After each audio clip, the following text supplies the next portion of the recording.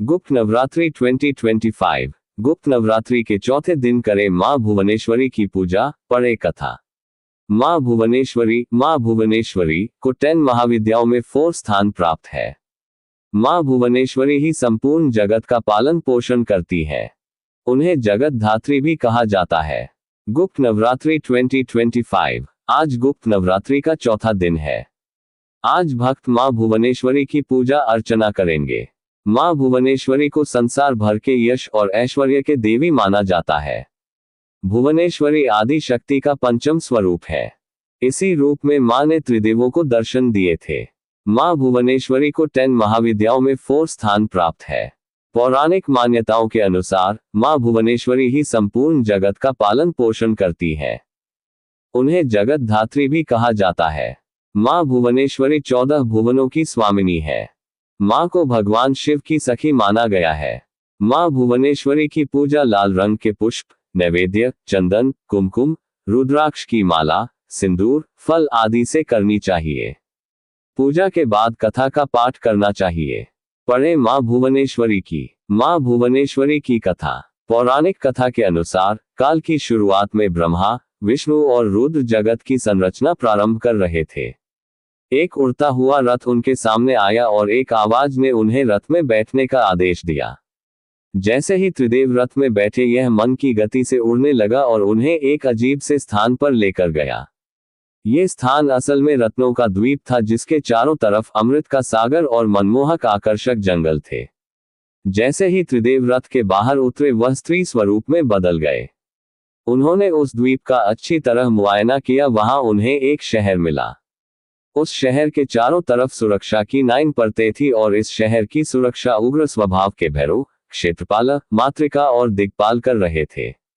जैसे ही वह शहर के अंदर गए, शहर का सौंदर्य और विकास देखकर मंत्रमुग्ध हो गए।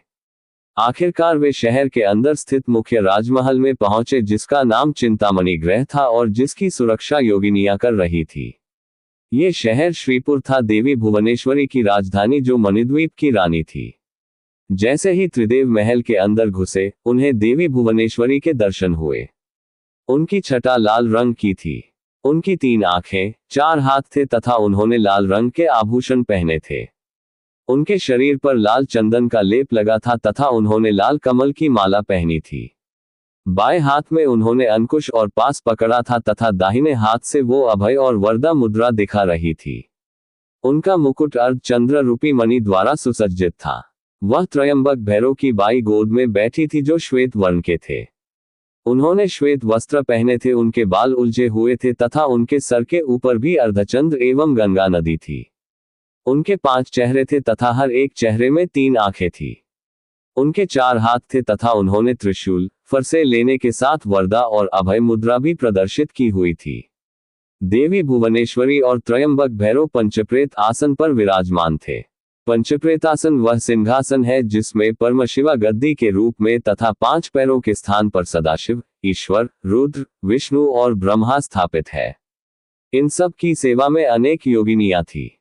इनमें से कुछ पंखा डोल रही थी, कुछ कपूर डालकर पान के पत्ते समर्पित कर रही थी, कुछ नए शीशे पकड़ी हुए थी, कुछ घी, शहद और नारियल पानी समर्पित कर रही थी, कुछ माता के बाल का श्रृंगार करने के लिए तैयार थी, कुछ देवी के मनोरंजन के लिए नृत्य तथा गायन में लिप्त थी। त्रिदेव ने वहां पर असंख्य ब्रह्मांड देखे। हर ब्रह्मांड में उनकी तरह ही त्रिदेव थे और ये सब उन्होंने माता भुवनेश्वरी के पैरों के नाखून में ही देख लिया। कुछ ब्रह्मांड ब्रह्मा द्वारा बनाए जा रहे थे, कुछ विष्णु द्वारा पाले जा रहे थे तथा कुछ रुद्र द्वारा संहारित किए जा रहे थे। त्रयंबक ब्रह्मा की इच्छा शक्ति द्वारा उत्पन्न भुवनेश्वरी ने त्रयंबक के 3 स्वरूप बनाए, ब्रह्मा, विष्णु और रुद्र। इस तरह त्रिदेव त्रयंबक के ही 3 रूप है। तत्पश्चात देवी भुवनेश्वरी ने अपनी शक्तियां त्रिदेव को प्रदान की। ब्रह्मा के लिए देवी सरस्वती, विष्णु के लिए देवी लक्ष्मी तथा रुद्र के लिए देवी काली का निर्माण किया तथा उन्हें उनकी जगहों पर स्थापित किया।